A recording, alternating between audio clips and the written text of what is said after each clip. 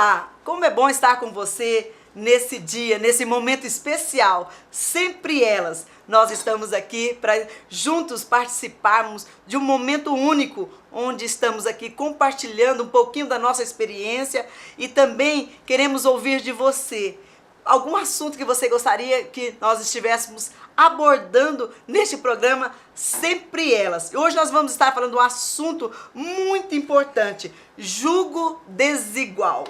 É um assunto polêmico, pastora. O tema do programa Sempre Elas é jugo desigual. O que é? E o porquê que os cristãos devem evitá-lo? Ao meu lado está a doutora Márcia Caldas, coordenadora do Manancial Feminino da Igreja Catedral da Família, a pastora Cássia Vilela, vice-presidente do Ministério Catedral da Família, a nossa convidada especial, que vai contar um belíssimo testemunho sobre jugo desigual, pastora Lúcia Mendanha, pastora da Igreja Catedral da Família, e a empresária Mônica de Lima, ela que é líder dos casais aqui da nossa Igreja Catedral da Família. Para começar e para o pessoal de casa entender o que é jugo desigual, primeiro a gente tem que saber o que é a palavra jugo, pastora. Olha, nós vamos partir do princípio de o que o apóstolo Paulo fala em 2 Coríntios, que diz assim, 2 Coríntios 6,14, não vos prendais ou vos unis a um jugo desigual com os infiéis. Porque que sociedade tem a justiça com a injustiça? E que comunhão tem a luz com as trevas? Bom, para nós entendermos um pouquinho o que é jugo, é aquele pedaço de madeira que é colocado no pescoço dos animais, na maioria das vezes dos bois, para que eles possam estar caminhando junto, num propósito só. Se for arar a terra, um não vai sair para um lado e o outro vai sair para o outro. Então o jugo desigual é quando você se une a outra pessoa. E essa união, o apóstolo Paulo está nos alertando, porque se for pensamentos diferentes, pessoas que têm crenças diferentes, ou, por exemplo, uma pessoa que crê em Deus, se colocar em jugo, em união, o jugo, aqui nós falamos também de nos colocarmos em acordo, em união com uma pessoa que não crê em Deus. Vai haver conflitos, vai haver momentos de discordâncias e o apóstolo Paulo, ele está comunicando um desejo que não é do apóstolo Paulo, mas é um desejo que é de Deus.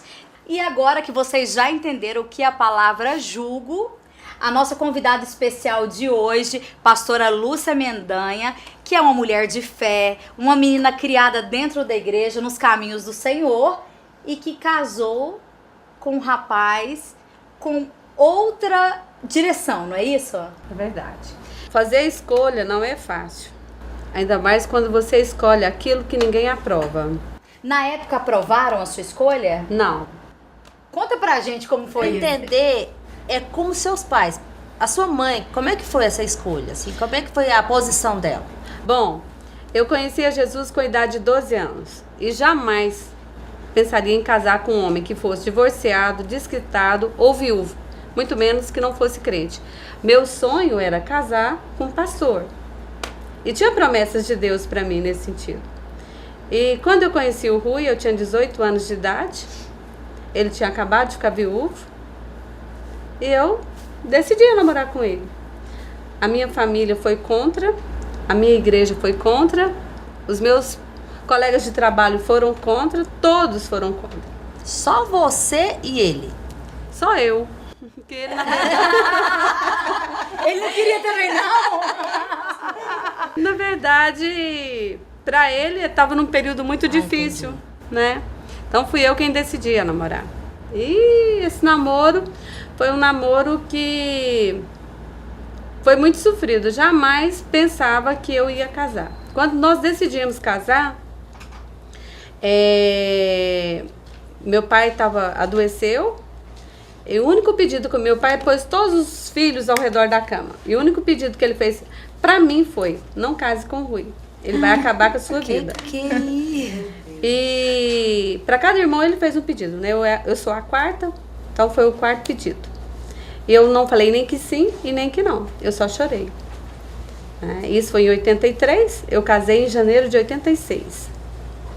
Então, foi E quando você foi casar com o Rui, você pensou muito no pedido do seu pai? Ou você estava decidida a enfrentar tudo isso? Primeiro, eu nunca falei não para ninguém. Eu sempre gostava de agradar a todos. Primeira vez que eu falei não para as pessoas foi essa. Para todo mundo, a minha avó, meu pastor, a minha mãe, meu pai, meus amigos. Todo mundo chegava e falava assim, o Rui não serve para você. O Rui não vale nada. Pastora, e o preço dessa escolha? O preço dessa escolha é o preço da desobediência, preço de sangue. Na verdade, eu consumi a minha vida. Eu não precisava de ter casado com o Rui. Tinha várias pessoas que queriam namorar comigo, mas eu decidi que fosse o Rui. Quem era o Rui? O Rui era uma pessoa que, como ele falou pra mim, ele tinha perdido a dignidade, ele tinha perdido o caráter, ele tinha perdido a personalidade dele. Ele foi bem claro. Nessa época você tinha 18, ele tinha quantos anos? 28. 28. 10 anos mais 10 velho? anos e 6 meses. Já com uma filha? Uma filha de 1 ano e 9 meses. O quadro, assim, a gente como mãe, é muito difícil. E hoje a gente sabe que o pastor Rui é um homem de Deus, né? Um homem transformado. Mas conta pra gente como foi esse processo do casamento. Na verdade, o nome dele, antes dele ter o encontro real e verdadeiro com Jesus, era Ruim. Ruim! Ele não era... Houve uma transformação até no nome. Eu trabalhava numa empresa bem sucedida, ganhava bem, tinha uma vida boa. E quando a gente decidiu a casar, a gente fez tudo junto. Nós compramos a nossa casa, nós mobiliamos a nossa casa, era tudo zero, tudo bem feito. Mas quando eu entrei para dentro da minha casa, foi que eu descobri que a minha vida estava um caos. Com 15 dias de casado, eu comecei meu primeiro tratamento. Na lua de mel, aliás, né? Vamos começar, a lua de mel. Eu tive uma dor de cabeça. Quando eu descobri que eu realmente tinha casado, me deu uma dor de cabeça tão forte que eu perdi a minha coordenação motora. E aí eu comecei a cair, achava que estava correndo muito, porque eu estava preocupada com a casa e tudo. A empresa decidiu pagar a cozinheira, pagava a empregada para mim, para eu não preocupar com a casa, porque eu era muito preocupada com casa. E aí, na lua de mel, a gente teve que voltar no 3º dia para Goiânia. Preocupadíssima com a empresa, não sei se era dor de cabeça, era devido ao casamento. E aí, 2 semanas depois, com a dor de cabeça, meu olho do lado esquerdo ele diminuiu. E a gente foi para o hospital. Cheguei lá, o médico falou que eu tinha perdido a minha coordenação motora, 75%, perguntou se eu estava caindo e comecei com medicamento, 8 medicamentos controlados. Você acha que Por isso era 15 emocional, anos. Lúcia? Se era emocional? Você tinha alguma coisa assim no coração? Não, a vida começou muito difícil. Já casei, chegamos, eu já saía pra rua. O que você fala muito Ele ia difícil? de madrugada, chegava em casa, ele o tempo todo ele queria falar coisas horríveis pra minha pessoa. E Ele não te proibia ir pra igreja? não, ele deixava bem claro. Você vai pra igreja, eu vou pra rua, né? Mas foi uma decisão pessoal. Eu sabia do preço que eu ia pagar. Eu achava, todo mundo perguntava, você está disposta? Tô. Mas é engraçado quando você fala da boca para fora, né? O duro é você cumprir aquilo que você prometeu no altar. De estar junto, indiferente do que você está passando. E o Rui, ele não tinha noção do que ele fazia, do que ele era. A sua família também, você acha que não sabia de alguma coisa? Você não contava? Não, ninguém sabia de Ninguém nada. sabia do sofrimento. Aliás, os meus vizinhos que ouvia o que ele falava, eles tinham noção do que acontecia dentro de casa. Mas ele chegava a te agredir fisicamente? Não. Ele já passou caminhonete em cima dos meus pés por 2 vezes. Não, né?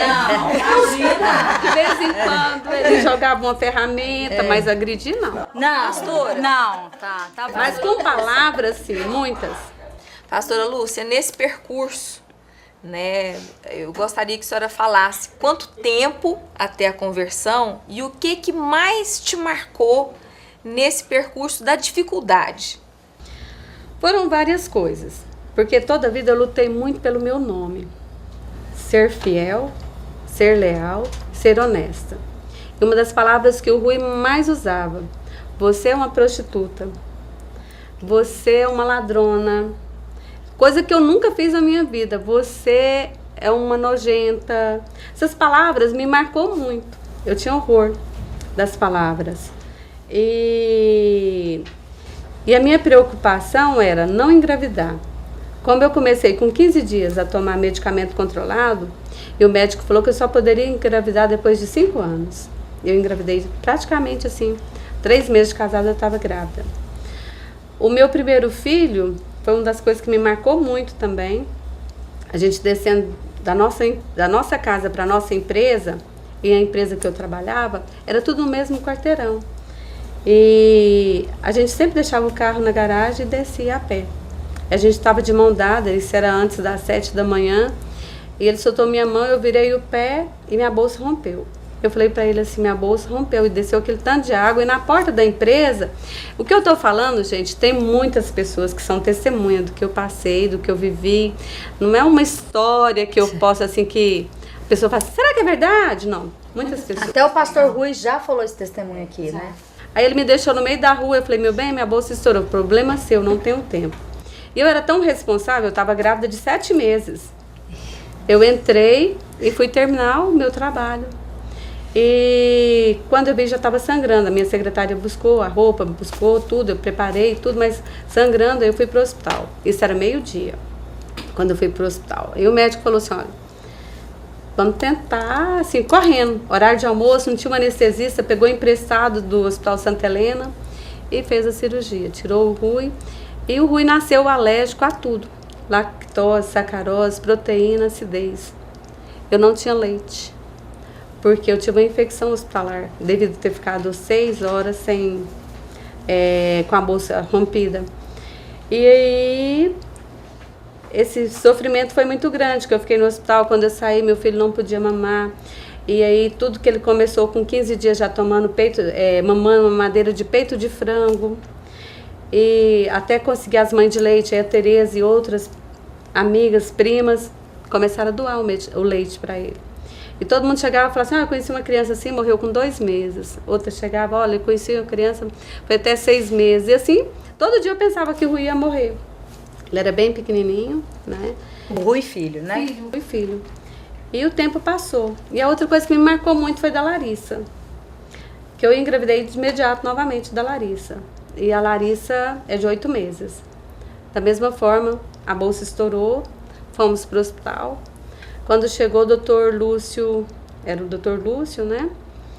Queiroz, ele foi ver como que estava e falou, olha, o útero da Lúcia rompeu, a gente vai tentar salvar a mãe, a filha é quase impossível. E aí, eu fiquei muito apavorada, porque ele achou que eu não tivesse ouvido, mas eu ouvi. Eu estava no quarto, eu estava numa antessala. Falou pro Rui? Falou pro Rui. Esse dia ele estava com você? Estava comigo. Aí, veio a maca, me levou para o centro cirúrgico. Quando chegou na antessala do centro cirúrgico, ele estava comigo, os enfermeiros saíram. Eu perguntei, você vai me dar um beijo? Ele falou, não, tomara que morra as duas. E deixou. Meu Deus! Gente, calma. Antes que você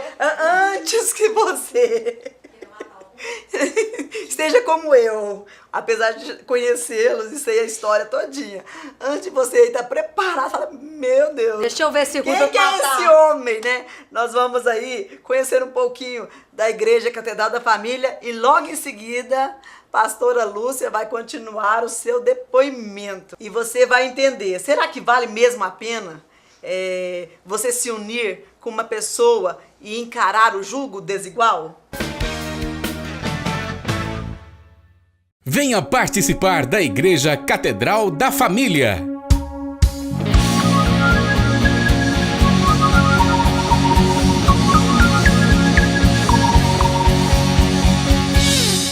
Oração de Davi, das 6h30 às 7h45.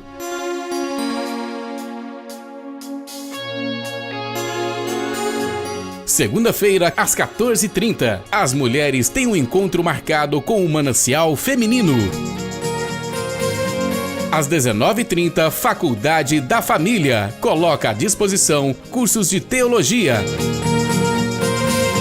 Quarta-feira, o culto da família. E no mesmo horário, suas crianças, pré-adolescentes e adolescentes estarão aprendendo a palavra de Deus em salas exclusivas. Quinta-feira, a Igreja Catedral da Família disponibiliza o SOS, onde pastores estarão à sua disposição para aconselhamento pastoral.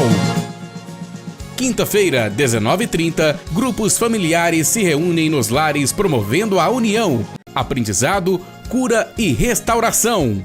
É cada um ajudando o outro a crescer na presença de Deus. E ainda na quinta-feira, às 20 horas, você que é jovem e casado, participe do Ministério Jovens Casais. Reuniões, confraternizações com o intuito de cuidar, dar suporte ao seu casamento. A gente tem 8 meses de casado e tem sido uma bênção. Venham, vocês vão ter novas amizades e uma vida com Deus. Sábado, às 20 horas, muito louvor, unção, palavra de Deus na reunião dos jovens. E domingo às 9 horas, venha tomar um delicioso café da manhã.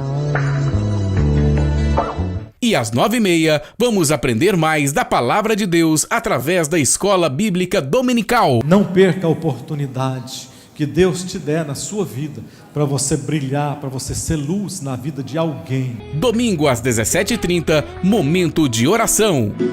E às 18 horas, culto da família. Encorajar você nesta caminhada, dizer você que vale a pena você confiar, vale a pena você crer, vale a pena você esperar nesse poderoso Deus, porque Ele é maravilhoso para fazer infinitamente mais.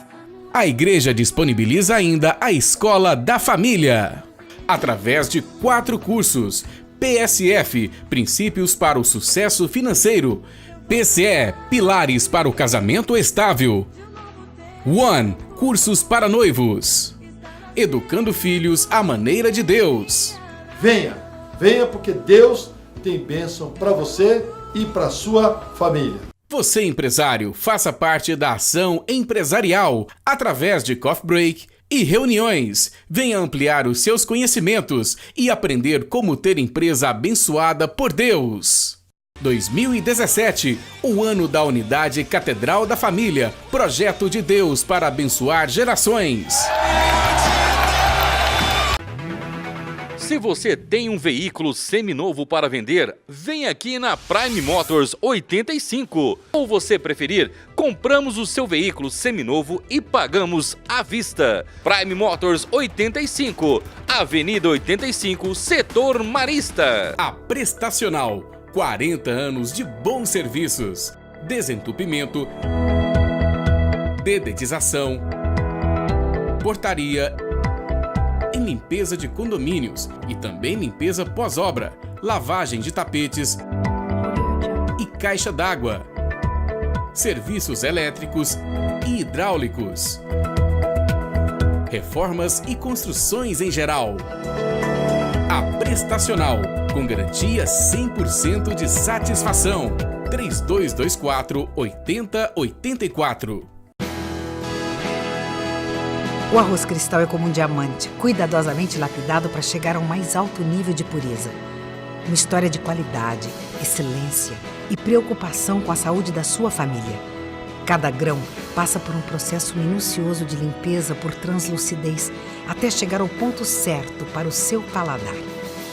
E você já sabe, arroz cristal perfeito em cada grão. Arroz cristal, pureza em forma de grãos. Muito bem, nós estamos de volta com o programa Sempre Elas. Hoje nós estamos falando a respeito de um assunto muito importante. Jugo desigual é a união com pessoa que é totalmente diferente de você em vários aspectos e principalmente de crença, fé em Deus. Nós estamos aqui com a pastora Lúcia e ela está com um depoimento aqui que nós já estamos surtando. Ela está contando umas experiências aqui e somente uma mulher como ela, com uma fé em Deus, conseguiu superar tantas tragédias. E você em algum momento desse já pensou em desistir? Sim. A Larissa estava com 45 dias de vida e a situação estava muito difícil. Não tinha mais saída. Eu não podia contar para minha família, porque a minha família tinha avisado que não aceitava eu de volta, divorciada em casa. Minha mãe deixou bem claro. Então, eu não tinha mais saída. Esse dia o Rui estava com outra mulher e ele tinha aprontado muito. Eu cheguei em casa, eu trabalhava o dia todo, eu tinha babá na empresa com os meus filhos, cuidando deles do lado. E eu decidi esse dia, não tinha mais saída, não tinha como. Ele estava muito bravo e saiu com a outra mulher.